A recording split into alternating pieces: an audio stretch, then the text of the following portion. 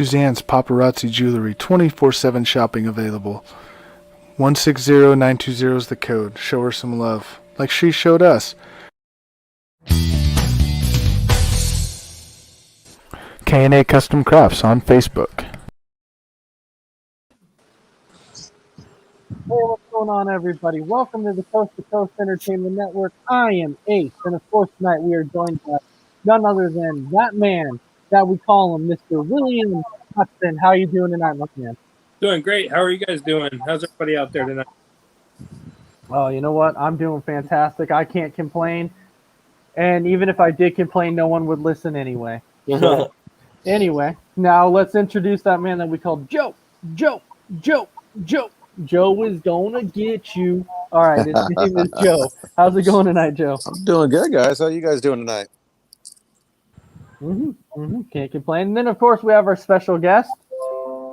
He's not a dragon. He's not a viper, but he goes by Dragon Viper. So how you doing? I'm hanging in there and surviving. That's all I can say right now. All right. I love it. So tonight, we always have some excellent topics for you. Are you guys ready to rock and roll and get to some awesome topics tonight? I am. Sounds good. Absolutely. Because I'll tell you what, I know the historical lesson that Will has for you tonight is going to be fantastic. So I definitely can't wait for that. But let's get to our first topic, which is all about AEW. And you know who's going to be breaking that topic down for us? That's right. It's that bad man and Joe. So, Joe, go ahead and tell us, what your thoughts were on Rampage and Dynamite. Well, we finally got our first hint of AEW versus WWE prime time, so to speak. SmackDown and WWE thought they were going to go a half an hour longer and give AEW a competition, but actually AEW won the ratings on that in that half an hour span from 18 to 49-year-olds. But on Friday night, their Rampage viewership dropped again compared to last week's over 1 million viewers. They only had 700 some odd thousand viewers this week, and their YouTube buy-in did horrible, they said. Not the numbers they were looking for. Rampage overall, good. Ruby Soho, I think she's going to be a big star. I think she's going to win that TBS championship, and the more I look at that championship, I can see why everybody's complaining about it. But that was good. Mixed emotions from a lot of people on the CM Punk Matt Sydal match. They think some people are saying that CM Punk gave Matt Sydal too much in it, but I think it was just perfect because that's exactly what CM Punk is there to do. Even though Matt Sydal is a veteran superstar, Matt Sydal really has not been able to show a whole lot since he's been in AEW, and CM Punk was able to help him get to that point of being able to show off a little bit more of what he could do. And then going into Saturday's show, overall, I thought it was pretty good. Cody Rhodes, Malachi Black 3. That should be the end of that. They should finish this thing and move on. And the Young Bucks, Adam Cole, Dark Order match I thought was really, really good there. That was probably one of the better matches for me. And the Bobby Fish, Bryan Danielson match, which I thought I got it mixed up though. I thought they were going to be on that buy-in. They did a really good job. I liked that match overall. I thought that was probably the best match of the night. So let me bring something up here that a lot of people are actually mentioning. So, when you talk about the overall ratings war between WWE and AEW, especially, like SmackDown and Rampage, a lot of people are saying, that it's not really SmackDown's fault because since they're on FS1, they're saying a lot of people don't have FS1. And so it's kind of a loose point when you're looking at ratings wise. I kind of agree there too because I have my TV because I'm working always when that's going on until I get home, and then I'll watch it later on DVR. Being that it was on FS1, it didn't record for me. So when I got home, I'm like, what's going on here? I got plenty of room on my DVR. Forgot that it was over on FS1, so I caught the replay of it. So that could very well be true too, that a lot of people, don't have FS1, or they forgot that it was going to that and forgot to set their DVR like I did. Yeah, so if you had to give an overall rating for AEW this week between Dynamite and Rampage, what would your rating be? I'm still going with that 6.5 is where I'll go with it this week. Okay. And then my final question for you on AEW is that a lot of people right now are saying that it might be time for Tony Khan to like back up a little bit and just not be so focused on WWE and just focus on what he's doing. He should. I mean, WWE has been around 50 plus years. They know what they're doing. They go through these ups and downs. If you're out there trying to compete with WWE right now, you're going to lose no matter what. They are the end all be all. But he did come out and say that ever since he's taken over and took the reins away from the VPs and the EVOs and things like that, that the ratings have been better for AEW. So in a little bit, he's like a Mr. McMahon, if you look at it, with his mind.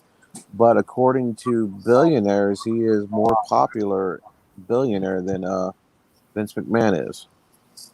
I have heard that he does have quite a bit more money, but welcome in some of our viewers tonight. So Joanne is making an appearance. So hello, Joanne. We also have Frank Terzio, and I'm sorry if I say your last name wrong.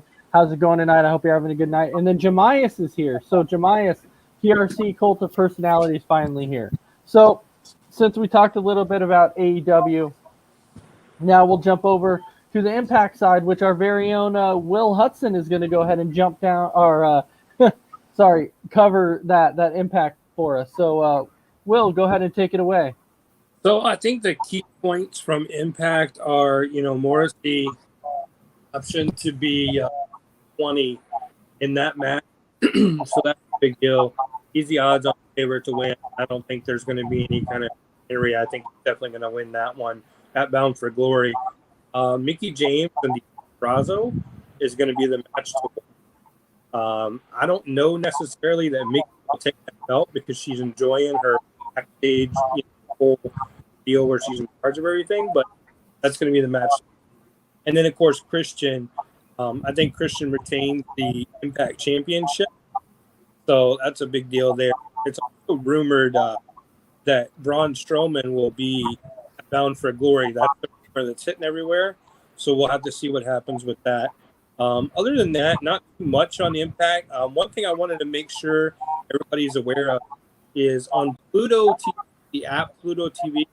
If you have that app, it's a free app. Everything on it's totally free. You have an Impact channel where you can watch pay-per-views, watch matches, you can watch, live streaming of AEW stuff, Impact stuff. Pretty cool. So yeah, Pluto TV, they actually have an Impact channel. It's totally free. It's a streaming app. So pretty cool. A lot of people don't seem to know about it. I've talked about it a little bit. So it's really, really cool. A lot of on-demand footage. Really cool. But other than that, that's really it for Impact week. A lot of great players. Braun Strowman, if he makes his Bound for Glory, that's going to be a big deal. Also, too, Operation is scheduled to make appearance on the 24th and the 25th of October as well. So that's a big deal there, too. Hopefully, they're going to stick on that, and we'll see what they can bring to the table on that. And Bound for Glory is sold out. So they were sold out their pay-per-view. Vegas, so very cool. But that's about it for Impact. Yeah, I was going to actually ask you if you believe that Braun Strowman's going to appear at Bound for Glory, because there was also rumors that he was in talks with AEW too. So I don't know. Do you see him appearing at Bound for Glory? I do. I think you will. I think he'll appear.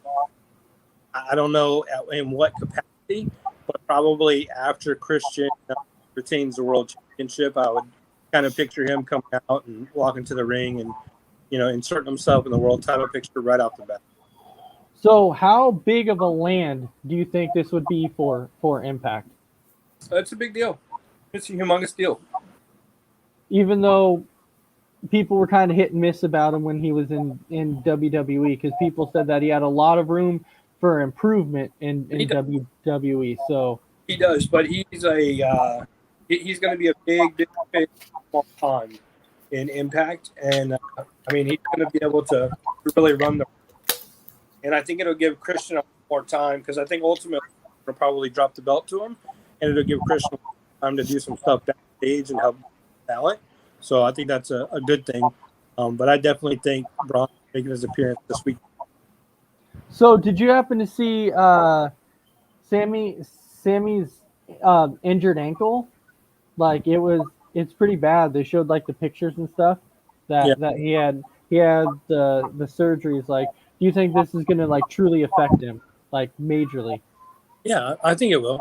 Anytime you have any kind of injury like that, there's never 100% recovery on anything like that. So I definitely think it'll affect them for sure. All right. So now, how about we go ahead and jump into our next topic, which is our open forum rumors and just general discussion. So, Randy, I'll start with you on this one. Any rumors that you've currently heard? Yeah, I mean, especially like for WWE, I heard that, when it comes to Crown Jewel this Thursday, I heard Paul Heyman's turning on Roman and going with Brock, and because Paul Heyman wants to be a bad guy and be the heel, and Roman Reigns, it's rumored that he's turning into a face. So should be interesting how that ends up. All right, and then for mine, I actually read something about Brian Cage. The interesting thing that they wanted to give Brian Cage another run. Either putting him over to Impact and giving him a run with the Impact Championship, or giving him a run with the AEW title, but then he kind of turned it down because he wanted to go to WWE. But then WWE kind of turned him down because of his history of injuries. So that was kind of interesting to me when I saw that. I'm like, wait, I thought that they wouldn't turn Brian Cage down, but from what I read, they did. They're like, no, we don't want you because of your injury past. So, yeah, I thought they wanted him. So. Oh yeah, absolutely. So Joe, I mean, what do you think about that? You think? I can see where WWE say about his injuries. I mean, Brian Cage has been beat up. You can date that all the way back to, I remember watching Lucha Underground, and he was banged up pretty good in there. But I mean, those guys are hitting pretty hardcore and doing crazy stuff that they shouldn't be doing. But I mean, it was entertainment. I think that he is going to be one of those guys that's going to come up for AEW, and his contract's going to come up, and he's going to pass on. And I believe that he will go to WWE. He'll probably go right to NXT, and then get called up down the road. But as far as rumors, I haven't really heard any rumors other than like wrestlers being disgruntled in the WWE about this, and especially Drew McIntyre coming out saying he is tired. He's tired of seeing the same old matches over and over again, and a lot of people are not interested in the Crown Jewel because, I mean, looking at it for me, if they would have done this draft, and I was thinking about this earlier, if they would do the draft after Crown Jewel, I would say, okay, there's a possibility that some championships may change hands, but since the draft's already done, we know Drew's not going to win. He's not taking the title to SmackDown, and Roman's not going to SmackDown. I think Brock wins by disqualification or something like that, which sets up Brock leaving until Royal Rumble, which has been the rumor. And the other rumor is that it's going to set him and Roman up again at WrestleMania because Rock won't be there, nor will he be at Survivor Series because he's in Australia filming, and the crucial things that they have to go through in order to be quarantined and things like that just won't make it acceptable for him to be physically at Survivor Series. So I think Becky wins, and I think they kind of do like what they did with the SmackDown and the Raw tag team titles, just how those two switched belts around like they did last year. AEW signed 2 wrestlers, which was rumored. With Daniel Garcia got his contract finally, and Lee Mortality got his contract this week. So AEW continues to keep building and building there. Did anybody see that supposedly Buddy Murphy signed with New Japan? Yeah. Buddy Murphy did. Yeah. He made they had a video package during the end of New Japan Strong, and it says that he is coming, believe in November it is. Him and Will Ospreay's coming in there, and can't wait for that because I like me some Will Ospreay. All right, so Will, do you have anything for us? Rumors. I think I already kind of addressed it a little bit with Braun. There's a rumor floating around that, well, of course, Bray Wyatt will be on AEW in the next 3 weeks. And then I've also heard that there's a possibility that Bray Wyatt will be doing a big autograph signing at the end of next month, too.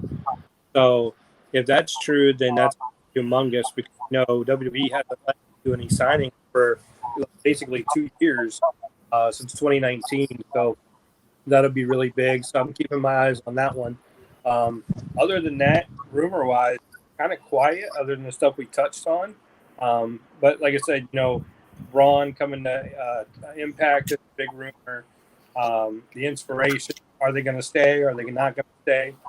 That's kind of a float in the air rumor too. So, but other than that, it's just normal everyday stuff. All right, so Jemias is saying, Dragon Viper, who's your favorite son?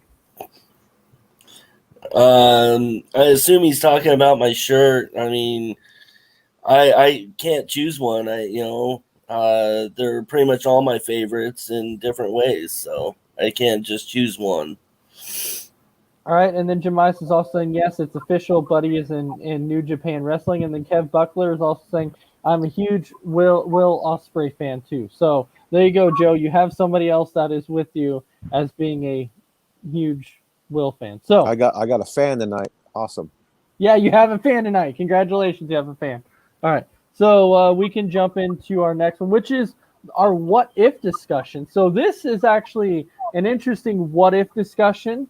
So Will, I will actually let you kick this one off. So your what if discussion, which is if Triple H never married Stephanie, where would Triple H's career be? And I'll go ahead and start out with you. So actually, I'd like to pass it off to Dragon Viper because Dragon Viper and I kind of talked about it just a little bit during the or over the weekend. So let me toss it off to him and let him start it, and then I'll jump in. All right. So Dragon Viper. So I don't know really how to start this, but I guess what if he didn't marry Stephanie? What if there was no storyline? I mean, would he eventually have married China? I mean, and would he have held the titles, the heavyweight title as many times as he had? I mean, there's a couple right there. And would China be, still alive to this day? And I mean, there's a lot of questions about that one. So, yeah, those are great points. So, kind of start with the first one. Would he have held as many titles if he wasn't married to Stephanie? I don't know, because he was really a humongous deal when there was so much talent there that it almost became Austin got hurt. Austin was injured. They started putting the belt on Triple H when Austin was hurt because they had to have that antagonist for The Rock. So everything kind of became Rock, Triple H, and all that stuff. But if you think about it, Rock and Triple H never had their one-on-one WrestleMania main event because it was believed that the two of them together couldn't draw enough. So they never had their main event. So WrestleMania 2000 or WrestleMania 16 ends up being a fatal four-way match with Rock, Triple H, Foley, and Big Show instead of having it be, Rock and Triple H like it should have been. But then, of course, after that, you had all kinds of matches between Rock and Triple H where, there was like a strap match. There was a, what was it? It was a Iron Man match, which is really good. A really great match. If you get a chance to go back and look at that, take a look at that one. That's probably one of the best, if not the best, Iron Man matches they ever did. But back to the point, I don't know that he does. If he's not involved in that relationship and he's not, really right under the thumb of the McMahons, I don't know. I don't think so. And I don't think he lasts the way he lasted. And he definitely doesn't grow on, to be COO and all that. So I say no. As far as China, I don't know. I'm not sure on that one. I'd have to refer that to somebody else because I know she had a lot of problems again with some mental issues or mental health, I should say, issues, and a lot of uh, narcotics abuse, alcohol abuse, stuff like that. So I don't know. I don't know if she would have made it or not. But I think she would have had a much better chance in life if she was with somebody like Triple H, who was very focused and very driven on. And I think that was probably one of the better times of her life. Until, of course, Triple H and Stephanie got together and just kind of pushed China to the side. So that's kind of my take. All right, so yeah, welcome in Lou Thompson too. She's saying hey. So hello, Lou, how's it going? And then of course, so Kev Buckler. So Will, going off your point because you were talking about the Fatal 4-Way match at WrestleMania. So he said that Fatal four-way match was his least favorite WrestleMania main event ever. A lot of people felt that way, and if you watch it, it wasn't a great match. I can tell you it wasn't. But if you watch the main event, the next two pay-per-views in a row after that, which I think were Backlash and Judgment Day, I think it was. I'd have to double check, but I think it was Judgment Day when Triple H and The Rock did that Iron Man match. If they had done that exact match at WrestleMania, it would have blew the house off. Oh yeah, it was incredible. That match alone, I'm telling you, go back and watch that. And Shawn Michaels is the guest referee. Incredible match. Yeah, I do remember that Iron Man match, and then I watched the Fatal 4-Way match. I wouldn't say it was my least favorite of all time, but it was decent. It wasn't spectacular because if I remember right, that was that elimination match. Yeah. Yeah, it was the elimination match. So that's kind of what I thought it was. Wasn't your least favorite WrestleMania main event? What was your least favorite WrestleMania main event? I would really have to think about that one. That's a toughie. Yeah. Anything with Roman Reigns in it. Yeah, that's Jericho and Triple H was mine just because of the way it was placed on the card at WrestleMania 18. We all know that The Rock and Hogan should have been the main event, and those two guys tried to put on a good show, but the crowd was physically and mentally drained at that point. So even though they worked their butts off, that was probably my least favorite. You could tell those two guys weren't really into it, even though they were trying as hard as they could. The crowd was just done. You know, if I remember right, wasn't The Miz and John Cena a main event match too when The Miz was the championship? Now, not at WrestleMania, but it was Cena and Miz at WrestleMania. That was not too good either. Yes, yeah, I was saying Cena and Miz. That's who I was talking about. But yeah, I know that they were main event level, which I'm saying that one of the least favorite matches that was probably up there. Even with me being a Miz fan, though, I just didn't like the way that the match ended. I definitely thought that the match could have ended a lot better. So that one was definitely up there too. But Joe, so talking about where Triple H's career would be if he wasn't married to Stephanie, what do you think? I think he would have the title runs because he was coming into his own. He had that workhorse mentality, so I think he would have got there. And at the time, the WWE was looking for strong main event talent because Austin was hurt, and you really only had The Rock. You had Undertaker, who was in and out because he was banged up too. You had a lot of guys at that time that was banged up, and Triple H stepped up at that time. He was a guy that Vince could go to and say, well, I know that he's not going to get in trouble because he's not going out drinking. He's not partying with the boys. He's not going to, clubs and things like that. So he was one of Vince's trustworthy guys, and Vince put faith into him. So I think that would have happened. As far as like COO and things like that, I don't think so. Just, unless he's married to Stephanie or so, but I can say in a way that Triple H, even now, because people give him a rough time, he's really earned what he's got. He's really come a long way and pushed for everything that he's got. So I think he deserves it, and then people say, well, he used all that power to keep himself in line. Everybody answers to the big boss. The big boss is the one that decides who's champions and who's not champion and who's main event and not main event. So Triple H just happened to be at the right place at the right time. And as far as China, I agree with Will. I think they would have lasted a little longer, but with China's underlying issues that were starting to come to bubble a little bit, and then she had a reputation. She was getting hard to work with. She just came off the Jericho match, and now she's in a prime spot at WrestleMania with Molly Holly or no Ivory, and then she came a little tough to handle. So I don't think she would have been around too much longer after that, and her and Triple H probably wouldn't have been together too much further after that with all her underlying issues. I think he would have held on as long as he possibly could, but then cut his ties after a while.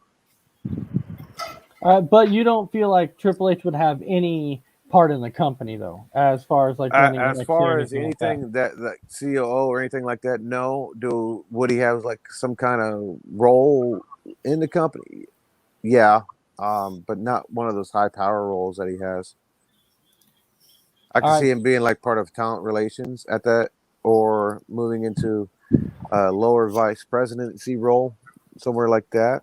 But to have all the power that he has now, or what's been taken away from more or less in the past couple months, he wouldn't have without being in the situation that he's in. All right, so mess around, Dave. What do you think between Triple H and Stephanie? If he wasn't married to Stephanie, where would his career be?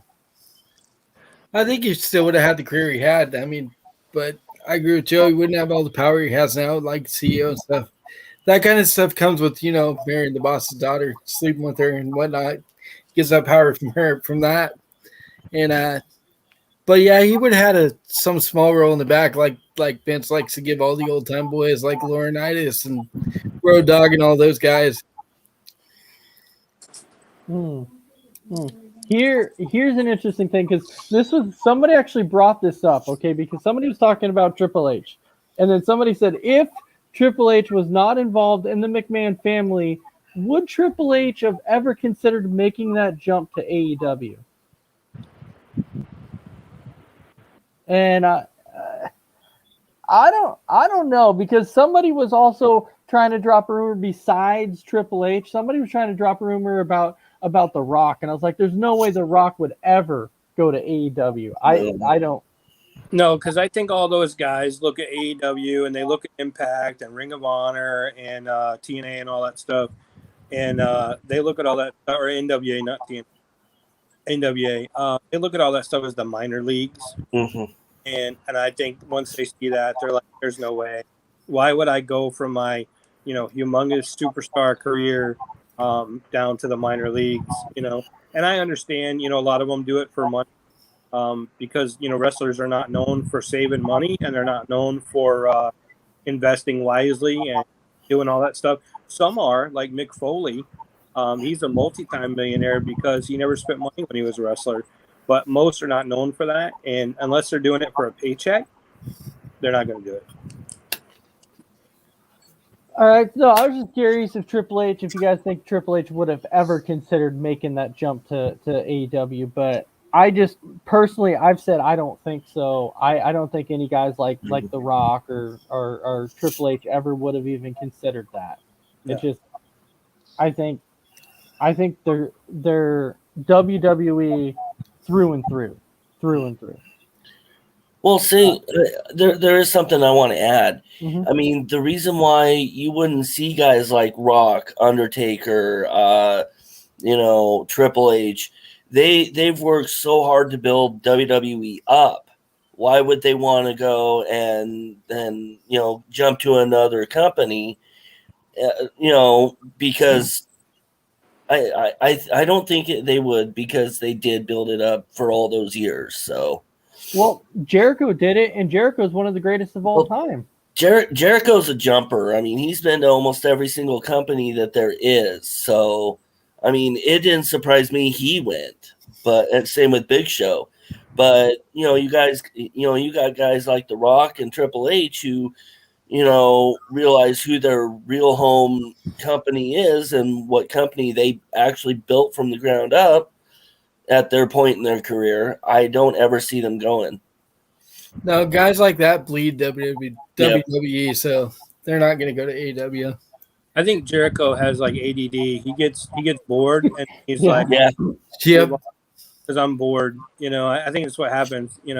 With Jericho, because he's been in basically every territory and done it all. But I mean, the guy even went out and started a band and sing rock music just so he can have time away from wrestling. Because literally, I think he's bored.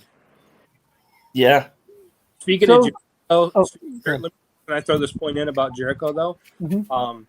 Jericho is probably the single absolute best person-wise, besides John Cena, of anybody. Because anytime anybody needs help or anything needs, money, towards something important or some sort of charity or some sort of function, Jericho is always the first one to step up and help people.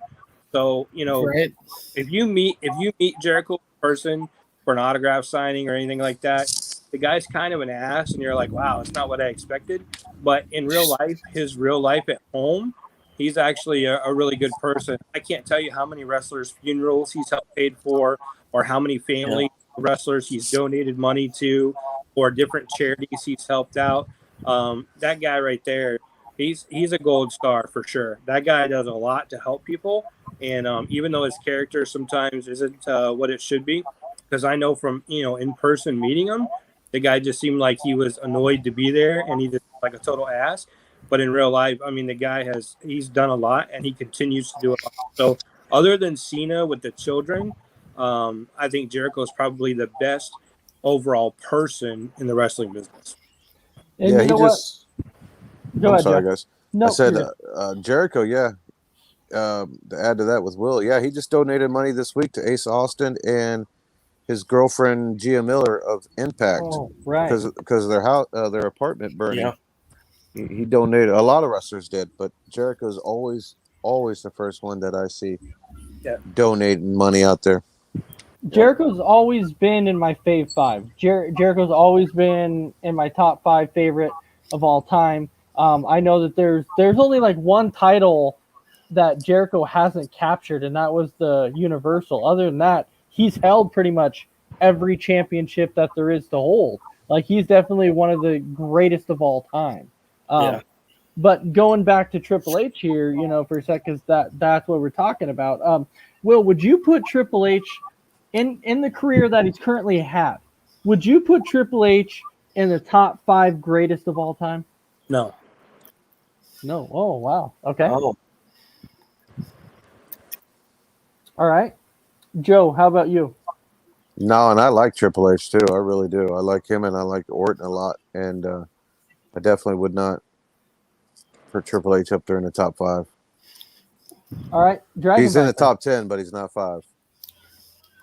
Yeah, absolutely. I would say he was in my top 5. So Now, was that because of DX? Because I know you're a big No, DX fan. no. So no, it's because of everything that all throughout his career in WWF, WWE, even his little short stint in WCW. But he is in my top 5 not only because of DX, but because he is such a hard worker at what he does.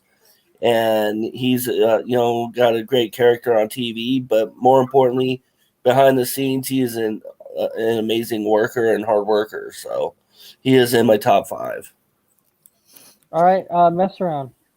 No, there's way better guys more deserving to be in the top 5 than Triple H. I mean, Triple H is great, Hall of Famer for sure, but I can't put him over there. Guys like Bret Hart, Shawn Michaels, and The Undertaker, and guys like that. Nope, not my top 5. All right, so we do have a question from Ray here, who's saying even though we all know, and this one's pertaining to WWE, but he's saying even we all know Balor deserves the King of the Ring win. Do you think they will give it to Woods as a sympathy win, seeing that the other 2 members of the New Day have had a WWE title run? I don't think it's more of a sympathy thing. I think he deserves it. Woods deserves to do something. They have to do something with him. He's never had anything, so I think if he wins it, he deserves it. Yeah, I could see them giving it to him. I mean, I really do, because I did. It's tough. I did say that it was going to be Woods and Balor in the finals, and but Joe, I mean, what do you think? Do you think that they would give it to him because of what the New Day has accomplished? Um, I don't know. Xavier has been pushing for this King of the Ring for quite some time, and he's been pushing to be the King of the Ring. So I'm torn on it because I was talking about earlier in the chat. Either guy winning it's going to be good, but I think if Xavier wins it, it's because he's earned it in a way because he is a pretty good athlete at what he does, and I don't think it would have anything really to do with New Day. Obviously, we know Xavier is never going to be in that world title picture ever. He's just not. But I'm toss up on it because I think they can go King Demon, and take the Prince and turn him into the King. So I'm completely torn, but I hope Xavier gets it just because I think he deserves it in a way. He's done good for himself there. All right, Will, did you have any comments on that? No way. It's going to be Balor. There's no way Xavier wins. They're going to use Balor because they're going to keep him in the title picture for a little while. He's very, very, very popular, and he's selling a lot of merch, and he's going to be king. He's going to be king. All right, Dragon Viper, I know you were kind of shaking your head there. No, I agree with William. Balor's gonna win it. I mean, there's always that 0.1% chance that Xavier will win it, but it is because they feel bad, and it'll be a sympathy win if he does. But no, I believe Balor will win it. I mean, ultimately, Balor just defeated Roman Reigns at a pay-per-view. Had rope not broke, Mhm. So, I mean, ultimately, then you put Balor in there with Xavier and let Xavier beat him. I don't see that happening. Yeah. I get what you're saying there, Will, because it would make no sense. It's like now you kind of be backtracking just a little bit because of the momentum that Balor has. So now we'll go in and jump into our next topic, which is our wrestling historical moments. And this one actually comes from SummerSlam 2005. This is Shawn versus Hulk Hogan. Will, I know that this was kind of one of your favorite ones, so you can kick us off if you want. So go ahead. Definitely. So right back here, I got the original review poster signed by Shawn and signed by Hogan. I got that on the wall back there. If you guys can see that, it's pretty cool. And then I'll talk a little bit about the actual event. So the overall event was pretty good. The card as a whole was pretty good. Chris Benoit versus Orlando Jordan was their opening match. It was okay. Edge and Matt Hardy, after the love affair of Lita, which was a real life story. Yeah. And ended up putting those two in a match, so that was pretty good. Rey Mysterio and Eddie Guerrero in the ladder match for Dominic. That's probably the worst match on the card. They could have done without that one. That whole storyline I just always thought was horrible. And in reality, I guess if Eddie would have taken Dominic, then Dominic wouldn't be wrestling now. So maybe Eddie should have taken Dominic. I don't know. Kurt Angle, Eugene. He defeats Eugene, obviously. I mean, that's a no-brainer. Kurt Angle destroyed Eugene. Randy Orton beat The Undertaker after an RKO. Of course, that's coming off of the match from WrestleMania where The Undertaker beat Randy Orton, so they had to put Randy Orton back on the map with that one. John Cena beat Chris Jericho, retained the WWE title. Batista beat ABL, followed Batista bomb on ring steps, which was actually really good. That was a really good match. And then, of course, in a Legend versus Icon match, you had Hulk Hogan pin Shawn Michaels after a leg drop. So, and then I'll show you, a little bit about the magazine coverage back then. Pretty good magazine coverage. This is in the November 2005 SmackDown magazine. So pretty good stuff. That match is actually famous for what they call the Shawn Michaels oversell. So even though it was a really good match and it had the potential to be a really good match, they say that Shawn Michaels oversold every move by Hogan. And of course, ultimately Hogan went over, but that in my opinion was a humongous mistake to let Hogan go over. Back during the early summer, I think it was July 4th of summer, they had Shawn super kick Hogan in the middle of the ring on a Raw. And they set up this great big match, and they had a tremendous bunch of vignettes and stuff going into it. And overall, that match was really good. Shawn oversold some of it, but it really built to the climax of the match. And I really think in the end of it, Shawn should have won because Hogan just goes away after that. Doesn't come back for, I think, another year. He come back the next SummerSlam to face Randy Orton. But, ultimately it should have been Shawn that went over. And I think you would have seen a much different ending to a pay-per-view. Would have really built the character of Shawn. But they let Hogan go over so they could go right back from Shawn being a heel that very next night to being a face. Because then he goes right back into apologizing to Hogan and moving on, and he's right back to a good guy. So he was a good guy going into the Summer of Shawn or Summer of Shawn and Hulk, turns on Hogan, kicks him in the face on Raw, and then becomes a bad guy for like 2 months, and then immediately following that SummerSlam match, goes right back into being a good guy. Like it never happened. So ultimately, been Shawn that went over and would have really pushed his career. And at that point, too, Shawn was a couple years, 3 years past his last world championship reign. So he had nothing to lose at that point. Definitely should have been Shawn going over. But overall, one of my favorite posters here. Really, really colorful, really cool, original from that SummerSlam back in 2005. You guys can see that. Mm-hmm. Really cool. So that's my historical moment. All right, Joe, anything to add on to that or anything different? No, we'll pretty well hit it on the head, but the backstory was that they were supposed to have a trilogy there. Hogan was supposed to win at SummerSlam, and then Shawn was supposed to get the win back, and Hogan, I guess, refused, or he said he had bad knees and went off, like Will says, until the following year, because that was supposed to set up some more things with Hogan and Shawn, and then Hogan and Triple H, which we did get, or did we get that one beforehand? No, that was 2 years before. Okay. So the same thing, they were supposed to each get a win over one another and kind of have a trilogy there, but Hulk being Hulk always had something going on. Bad knees, bad back, loss of hair, takes off and does a movie or something. But so when that match happened, I didn't know the backstory at that point, so I was really looking forward to it. I thought, because Shawn could work with anybody, man. He's like Ric Flair. He could make a broom look good. And Hogan looked more powerful in that match than he did in previous matches working with some of the top guys. Shawn really made him look good. Overselling? Absolutely.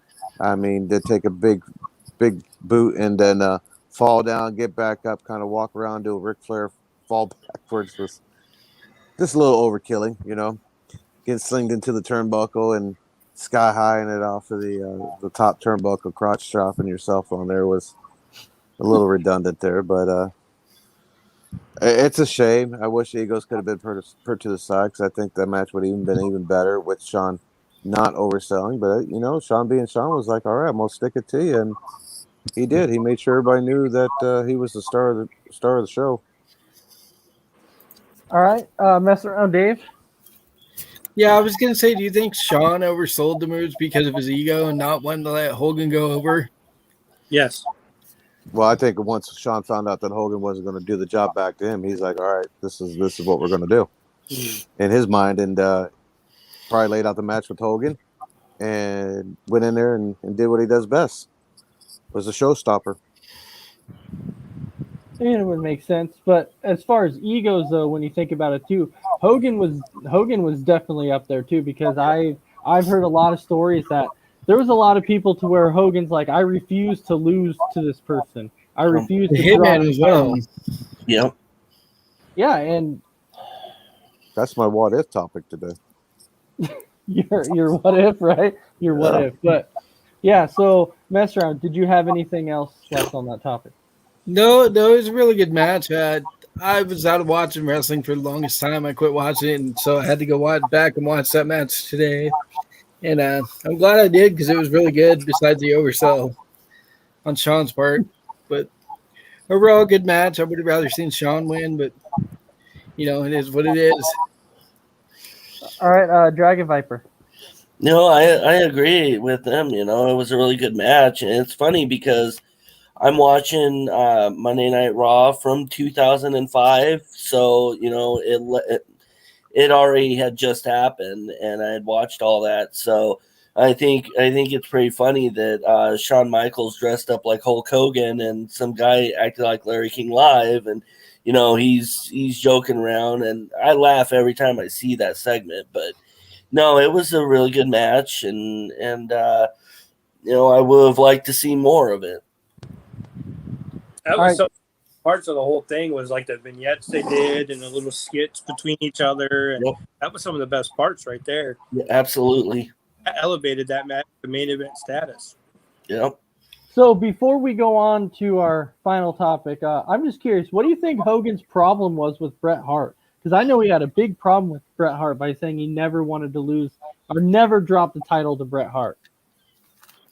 I personally think Hogan was from that genre, that era, where the wrestlers that were world champion were big old muscle bound guys, and they were huge dudes doing steroids and stuff. And I think he had the same mentality as Vince Jr., where if you didn't fit into that mold, then you really didn't belong in the world championship picture. So King of the Ring '93 was supposed to be Bret Hart versus Hulk Hogan, and of course it didn't play out. But one of my absolute favorite all-time moments of Hulk Hogan is at that King of the Ring '93. I loved it when Yokozuna gave him the bonsai, and then that kind of sent him packing and got him out of WWE. But and I was a Hogan guy, but looking back on it now, I think that was really, really poor taste, not selling out or not doing the job of Bret Hart.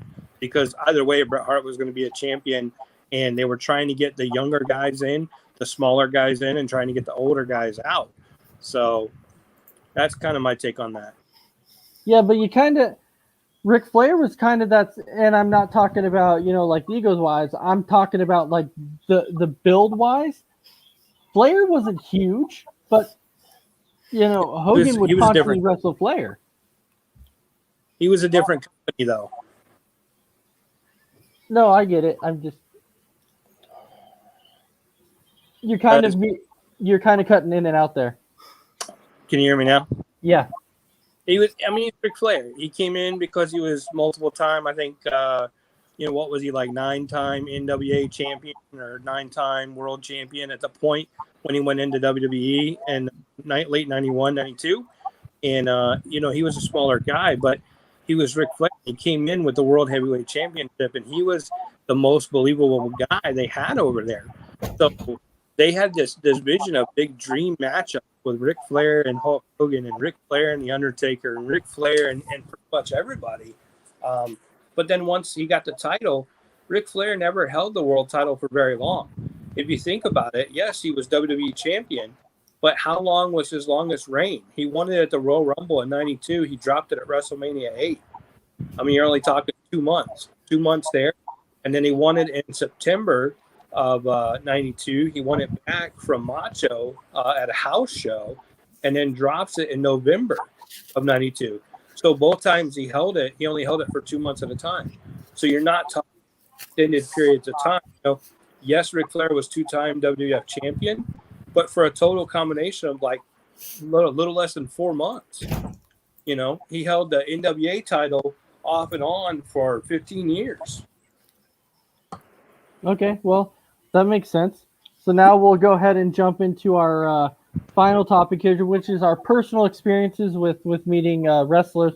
And I know that you guys have been wanting to talk about this for quite a bit here. So, Joe, I'll start out with you on this one. What was one of your experiences with meeting a professional wrestler? Oh man, I have so many. I'm fortunate living here in Florida. I get to see so many of the guys and see so many independent shows, and seen a lot of them come up before they made it big. And then I got to see a lot of those guys come back and do the same thing. FIP show in Crystal River. was like a Legends Night type thing, and Haystack Calhoun Jr., who took on the name of Haystacks, which a lot of guys have done over the years, he was there, and fresh off probably his third time around WWE, X-Pac was there. And X-Pac was a little out of shape at that time, and then he did his match, and it was pretty neat because then outside I'm sitting there talking to Haystacks, getting something signed by him, and then old X-Pac comes out there and does what he does best by the American flag on the, and this show happened to be at the National Guard Armory too, so he's dipping into a little bit of Mary Jane, I guess is what we'll call this thing. All right. he was talking to her right in front of the National Guard Armory, and I'm sitting there going, "Oh my gosh, I'm gonna go to jail over somebody doing something bad," standing right next to me. And then Moxley came up and asked me for a cigarette one night. It was crazy. He just won the FIP world title, and I'm like standing outside, and he walks up, "Hey, can I get one of those?" I'm like, gosh, man, if I would have known then what I know now, I was like, crap, man, you're going to be a big star. But he didn't even know it at the time. But I've had some good experience. I've never not had a bad experience with guys. I've talked to Will, and Will's explained some of the bad ones he's had. But I've been very fortunate about not having bad experiences, but a lot of good ones, because I got to see a young Bryan Danielson, a young Seth Rollins when he was Tyler Black, when FIP was the sister promotion to Ring of Honor. So you had Roderick Strong come through there, and Nigel McGuinness and those. So I've been very, very fortunate.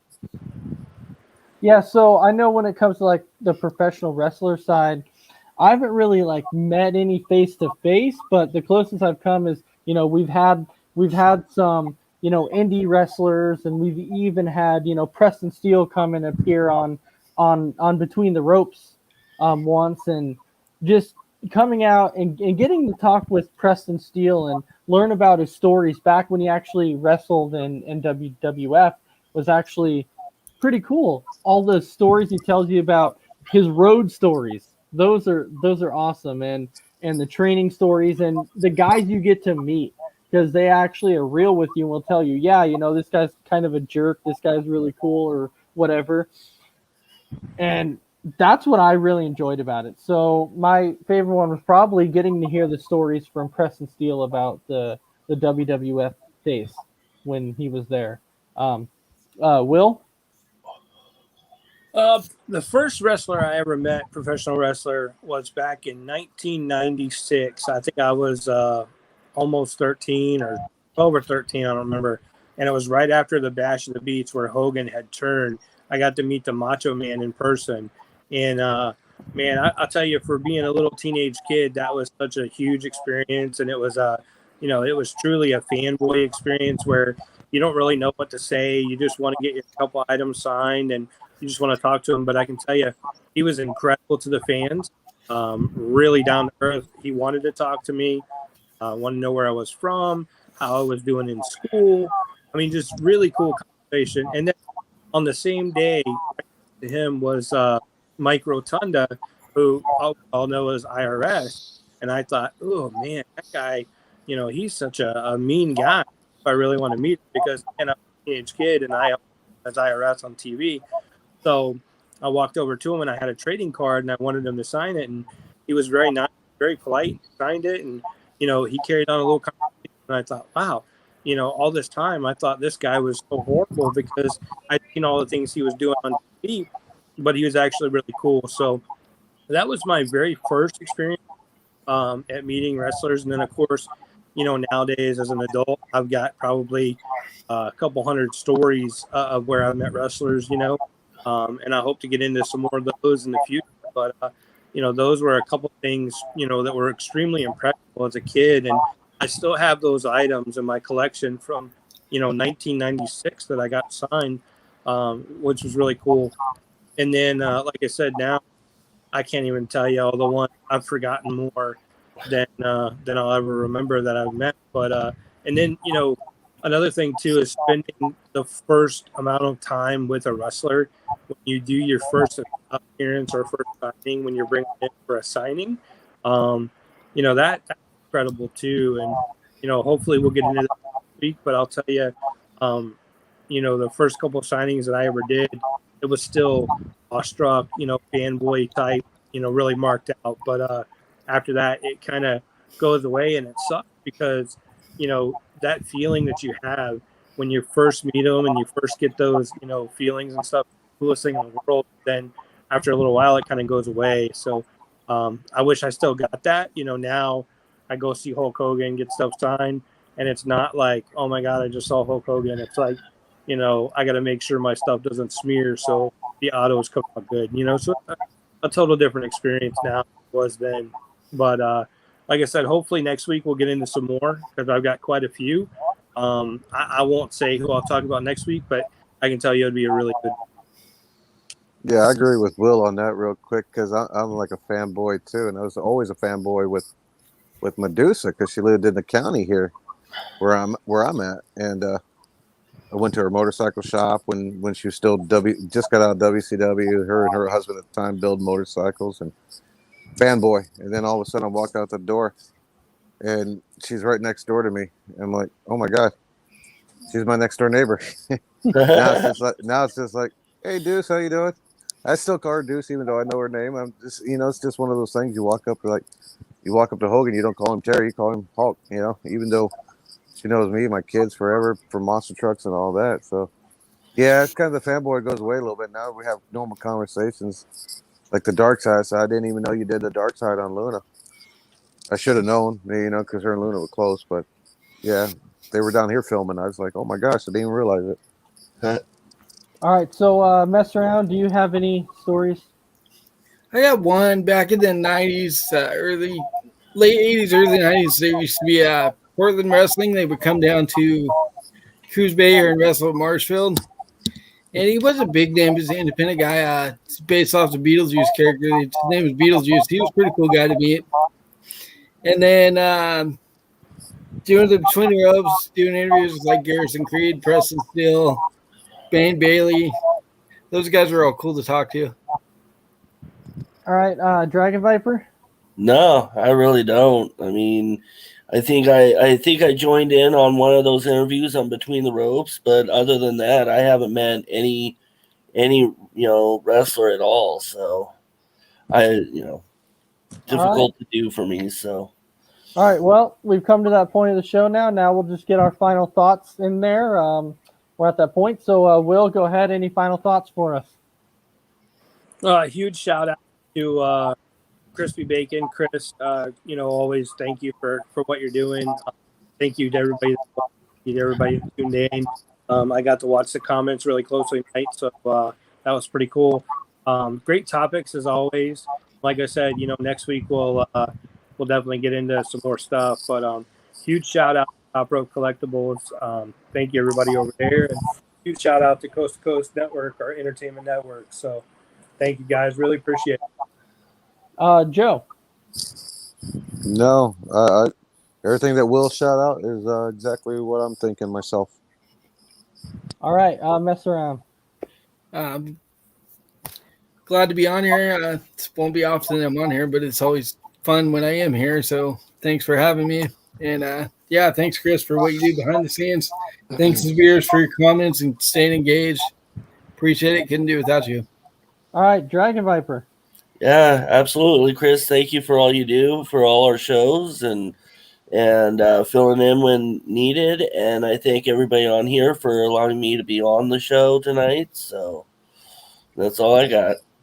All right, and of course, thank you for all of our viewers, and of course, any wrestling autos that you need, or just anything in general. I do believe that Will has some elites. I believe he might have some AEW figs also. I think you probably have different series, right? Like the series 1, 2, 3. You have them all, I'm assuming.